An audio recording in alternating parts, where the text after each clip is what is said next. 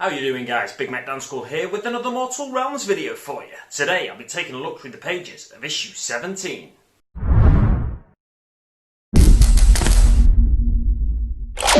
Before we go any further, I'd like to say a massive thank you to the guys over at Modelling for Advantage, and in particular the Restless Kaiser, for very generously donating to the channel and sponsoring this video, enabling me to buy issue 17 of Mortal Realms. If you love varied wargaming content, then I definitely recommend that you check out Modelling for Advantage after this video. If you'd like to sponsor a video yourself, then pop on over to my Patreon where you can support the channel.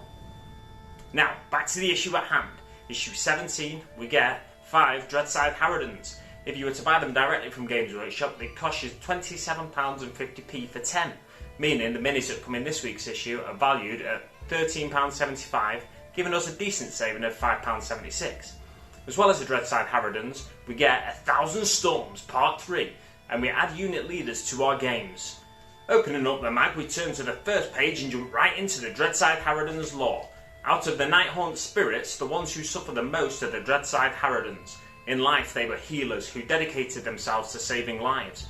But what does healing the sick do? Well, it prevents them dying, doesn't it? And who might that annoy? You guessed it, the almighty god of the dead, Nagash. So, when these gentle healers die, Nagash likes nothing more than to curse them with scythes for hands and an enraged bloodlust.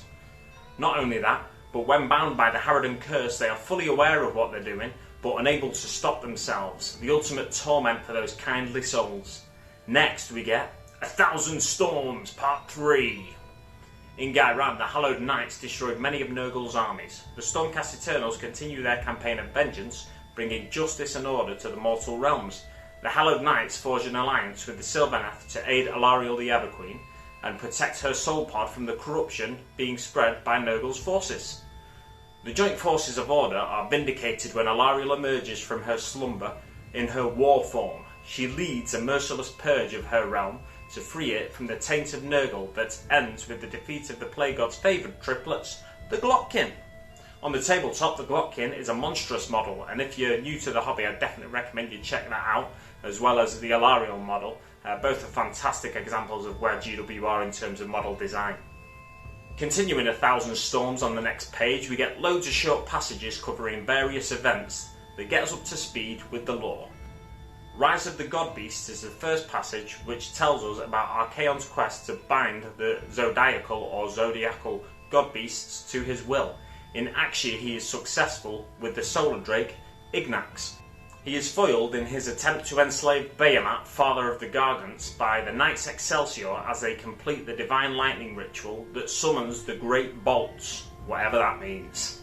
We also have the Nexus Wars. This is the final battle of the Realmgate Wars fought at the Old Points Nexus. Sigmar unleashes all of his available storm hosts in an attempt to deny Archaon his greatest asset in the conquest of the Realm Spheres. After many terrible battles, the Genesis Gate and the Brimfire Gate are wrestled from the grasp of the Everchosen. Though most of the mortal realms are still under Chaos control, in Axia and Gairan their stranglehold is weakened. We also get a nice little section on Galmaraz. This is the mighty Warhammer once wielded by Sigmar himself. With it he struck down many mighty foes, including champions of the Dark Gods and rampaging God Beasts. The weapon was lost at the Battle of Burning Skies when Sigmar had a bit of a hissy fit after being outwitted by Archaon. He went into a rage and tossed it into the void.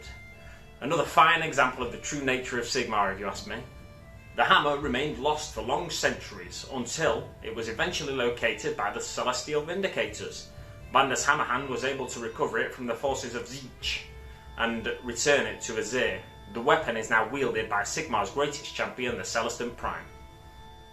The next section is a short story, The Midnight Tomb. This is the desperate tale of the defence of Lethis. Mortals and Stormcast alike are beset on all sides by Nighthaunt forces seeking to gain access to the Storm Vault in the centre of the city. The Ebonshield Storm host battle to hold the line long enough for reinforcements to arrive. And a Storm Vault, if you were wondering, is a magical chamber that contains artefacts such as weapons, forbidden knowledge, and even deadly creatures. They were designed to prevent the forces of evil gaining access to what lies within. Next we have 2 pages of how to build and 4 of how to paint. It's all pretty straightforward this early in our collection. There's only 4 paints being used on the Dreadscythe Harridans, but it gets them up to a nice standard. Following on from that, we're getting ready for battle in the playthrough section. And looking at the picture of the battlefield on the first page, it's really encouraging to see how our collection of miniatures and terrain is growing, and already it's looking pretty cinematic if you ask me. What we're learning this week is all about unit leaders in our games and the extra little changes and additions they get to the rules on each war scroll. Sequitors, for example, can take a unit leader called the Sequitur Prime. They get to add 1 to the attacks characteristic of their weapon, meaning they are extra effective in combat. Castigators can take a Castigator Prime and they add 1 to their hit rolls using their Thunderhead Greatbows. These kind of rules reflect the extra experience and skill that a unit leader has. The leader of a unit of Dreadscythe Harridans is known as a Slasher Crone, and she gets an extra attack when using her melee weapons, as does the Dreadwarden, the unit leader for a Chainmasked Horde. Over the next few pages we get some easy to follow examples of how these rules work in game, complete with the regular top-down picture diagrams making it clear which models are the unit leaders. On the final internal page we get updated war scrolls for the Glavewraith Stalkers and the Thorns of the Briar Queen. The leaders of the Thorns is basically the same as a Dreadwarden, but the additional rules for the Glavewraith Stalkers profile are for the Deathbeat Drummer, a musician rather than a unit leader, but it still gives the unit a benefit. That's all we've got this week, unless I'm forgetting something. Oh yeah! The back page and what's coming to the Mortal Realms. Next week, in issue 18, we're getting 2 paints and a large battle mat. I'm eager to see just how large this battle mat is. I suspect it will be the same size as the one we have already, and you'll be able to line them up side by side and create a larger playing surface, but who knows, they may surprise me. And then in issue 19 we're getting 3 fantastic looking Nighthaunt models. The Spirit Torment, Guardian of Souls and the Knight of Shrouds. That's it for another issue. Make sure you check back next week when I'll probably have a little more lore for you. Before you go, don't forget to give the video a like if you've enjoyed it. Any questions you've got you can ask in the comments below. There's a button here for you to subscribe if you've not already done so, and a Patreon link here if you'd like to support the channel. There's also a couple of videos here for you to check out at your leisure. Thanks very much for watching guys, and I'll see you on the battlefield.